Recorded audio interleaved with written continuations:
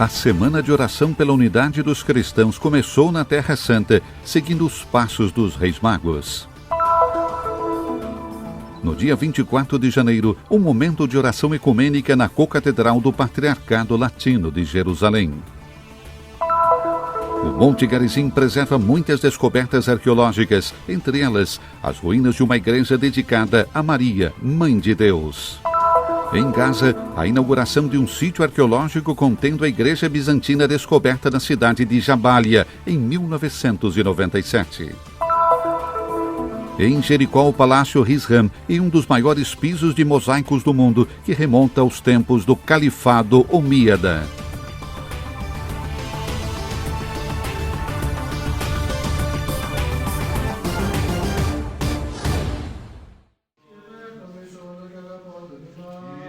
Do Santo Sepulcro, as orações são elevadas a Deus. A celebração das vésperas da comunidade grego-ortodoxa no sábado 22 de janeiro abriu oficialmente a Semana de Oração pela Unidade dos Cristãos na Terra Santa. Nesses primeiros dias, as comunidades cristãs se reuniram nas catedrais anglicanas, luteranas e católicas em uma espécie de peregrinação por diferentes ritos e tradições, mas em uma única oração a Deus, pela unidade entre os seus filhos, um compromisso muito aguardado após o cancelamento do ano passado devido à pandemia. O cristianismo começou aqui. Aqui viveu Jesus, aqui ele debateu com os doutores da lei, aqui ele morreu e ressuscitou. Creio que seja isso que torna esse lugar, esta celebração e também o nosso trabalho pela unidade aqui em Jerusalém tão especial. No Oriente, vimos a sua estrela aparecer e viemos aqui para adorá-lo. É o tema escolhido como guia para as meditações deste ano. Palavra que, assim como foram para os Reis Magos, nos pedem para nos colocarmos a caminho. Eis o que os Reis Magos fizeram. Eles estudaram, entenderam que naquele sinal havia uma nova realidade que estava nascendo, e quando entenderam isso, colocaram-se a caminho, foram ao encontro dessa nova realidade que haviam visto, e seguiram até a gruta, depois voltaram por outro caminho. Nós também, depois dessa semana, devemos mudar de direção, mudar a forma como nos vemos e nos encontramos. O chamado para a unidade e a abertura um para o outro, duas faces da mesma moeda que aqui em Jerusalém se tornam vida cotidiana. Aquilo que pregamos como líderes das igrejas, nossos leigos vivem todos os dias, como exemplo, nos casamentos mistos. Também na minha família, minha irmã é casada com um ortodoxo e nos respeitamos mutuamente, porque o que nos une é Cristo. Devemos saber viver esse despojamento e essa humildade diariamente, sem pensar que há uma única certeza, que eu estou certo e o outro está errado. Todos temos coisas a aprender, um com o outro.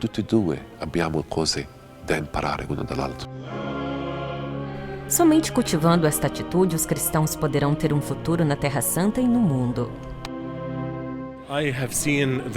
Vi nossas comunidades crescerem e se aproximarem. Os nossos fiéis compreendem a urgência e a necessidade de estarmos cada vez mais unidos, porque esse é o nosso futuro, esse é o caminho pelo qual podemos ser firmes e testemunhar Cristo eficazmente, diria, precisamente segundo o seu mandamento de sermos um.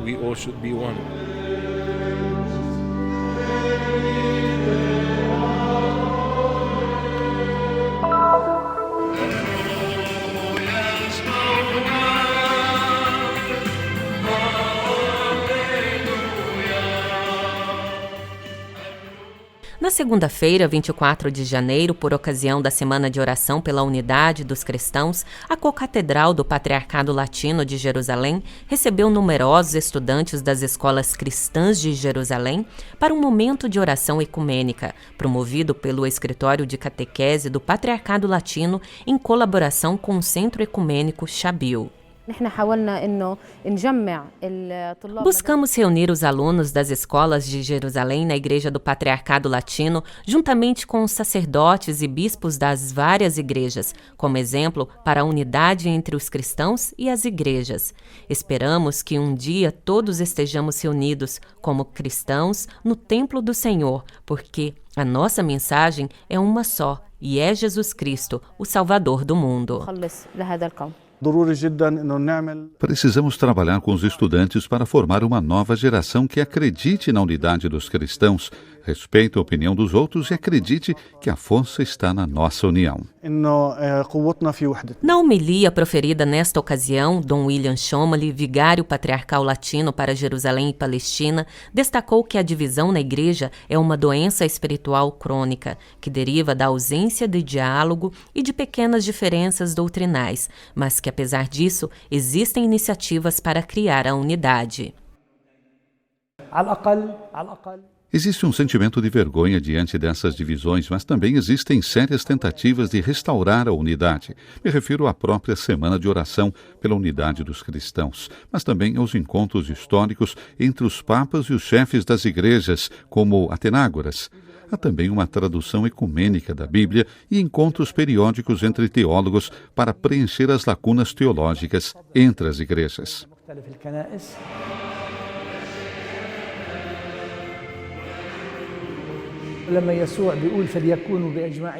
Quando Jesus diz que todos sejam um, como eu e o Pai somos um, a oração de Jesus produz frutos, mas ainda não sabemos quando esta unidade chegará. Isaías diz na primeira leitura: "Consola o meu povo, diz o Senhor teu Deus." Espero que um dia nos alegremos pela unidade que sempre esteve na origem da vida da igreja. As orações e louvores que se elevaram da co-catedral criaram uma atmosfera de unidade entre os presentes, unidos no nome de Jesus e no sinal da cruz, repetido na bênção final por todos os sacerdotes.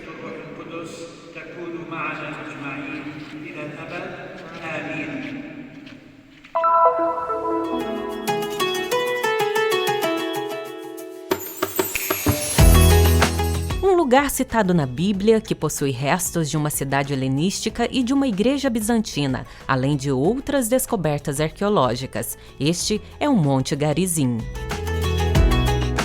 Na estrada de acesso ao monte é possível avistar a cidade palestina de Nablus, e a paisagem do Monte Garizim é um belo convite de entrada para quem deseja conhecer mais sobre o lugar. O Monte Garizim está localizado bem no centro da Terra Santa, no que era a antiga região da Samaria, a Cisjordânia atual, a Palestina atual. É uma montanha de cerca de 880 metros de altura e está localizada na parte sul de um longo vale, no qual hoje se encontra a cidade de Nablus. Para os samaritanos, é um monte sagrado. Na própria tradição samaritana, o Monte Garizim é considerado mais sagrado que Jerusalém, porque no Pentateuco samaritano, a única sagrada escritura dos samaritanos, que corresponde mais ou menos aos primeiros 5 livros da Bíblia, ao nosso Pentateuco mosaico, eles mencionaram o Monte Garizim 13 vezes, mais vezes que no texto hebraico do Antigo Testamento, que chegou até nós. Para eles, o Monte Garizim era, por exemplo, a montanha onde Abraão deveria sacrificar seu filho Isaac.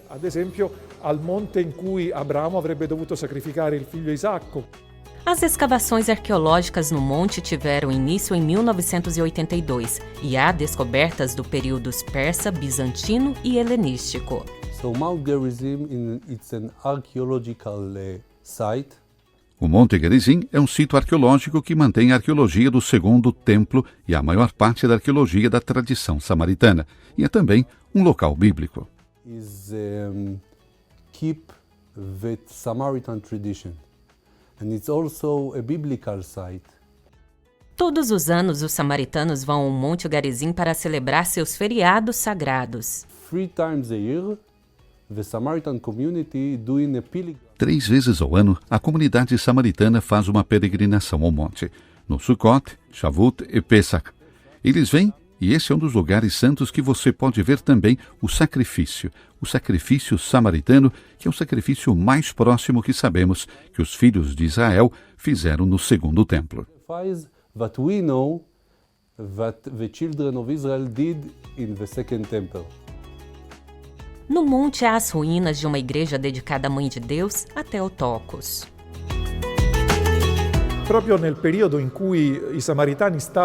Numa época em que os samaritanos viviam um renascimento próprio por volta do século IV, o imperador bizantino Zenone decidiu apagar todos os vestígios do culto samaritano e construir uma igreja no topo do Monte Garizim, dedicada à Mãe de Deus, a Theotokos, a Mãe de Deus.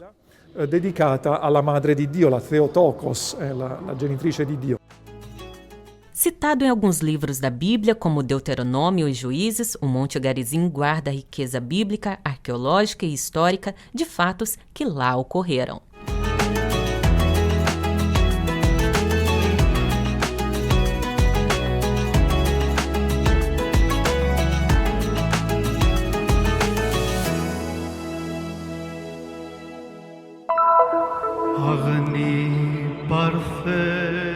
O Ministério do Turismo e Antiguidades da Faixa de Gaza inaugurou após 3 anos de restauração o sítio arqueológico que contém a Igreja Bizantina descoberta na cidade de Jabalia em 1997. A área arqueológica possui uma área de cerca de 800 metros quadrados. O trabalho de restauração e manutenção foi realizado sob a supervisão do Ministério do Turismo e Antiguidades palestino, em colaboração com a organização francesa Première Urgence International e graças ao financiamento do Conselho Britânico, um órgão criado para a promoção das relações culturais.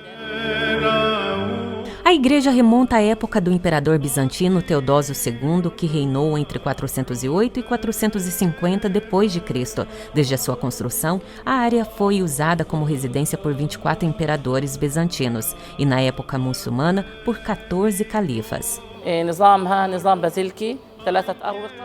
É uma igreja com 3 naves. Além disso, é constituída por um pórtico central, o maior, uma área batismal e uma sala de oração anexa à igreja.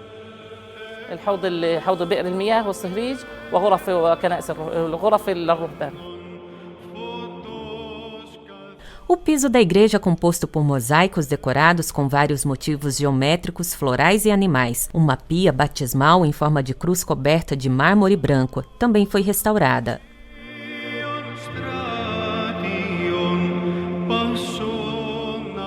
Na área também foram descobertos 16 mosaicos em grego antigo.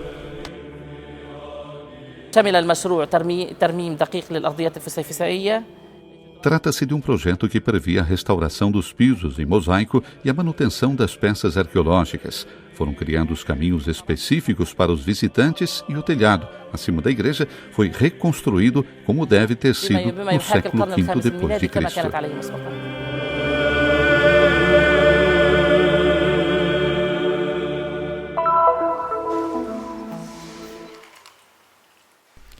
O efeito do alto é quase hipnotizante pela precisão técnica e artística com que as minúsculas peças coloridas dão forma ao medalhão. No centro de um dos maiores mosaicos do mundo, 863 metros quadrados de extensão, subdivididos em 38 tapetes de mosaicos, que adornavam um luxuoso complexo termal do Palácio Hisham, uma das melhores expressões da arte islâmica primitiva, que voltou a brilhar graças a uma restauração que durou mais de 5 anos. Estamos em Jericó, cidade palestina, com história milenar, onde reis e príncipes adoravam residir no inverno devido ao clima particularmente ameno. Aqui, o califa Umayyad de Damasco, que governou a região no século VIII, também decidiu construir um dos seus suntuosos castelos do deserto. O complexo incluía um palácio, uma mesquita e uma grande sala de audiências dotada de luxuosas termas. A peça decorativa mais original para a época é a Árvore da Vida. É uma laranjeira. A seus pés, de um lado, está um leão atacando uma gazela, do outro, 2 gazelas pastando tranquilamente.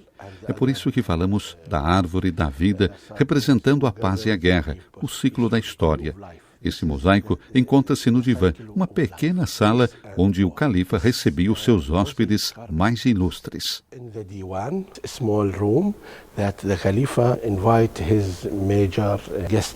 Em 749, logo após sua construção, um terremoto destruiu o palácio. Abandonado por séculos, foi reexplorado no início de 1900. Na época do mandato britânico, alguns arqueólogos, entre eles os arqueólogos palestinos Dimitri Baranki e Robert Hamilton, começaram a escavar nessa área e trouxeram à luz tudo isso e também uma parte do mosaico. Devido à complexa situação política, o local, embora aberto aos visitantes, continuou a se degradar até 5 anos atrás, quando o governo japonês decidiu apoiar o projeto de restauração, 10 milhões de euros para construir a estrutura de proteção na espera da próxima fase. The next stage is to make a renovation and restoration for this carpet. Há muitas partes danificadas porque o piso estava enterrado há décadas. Há uma necessidade urgente de tratar essas partes danificadas para que possamos pensar em uma restauração mais abrangente de todo o piso. To make a renovation for all of this carpet.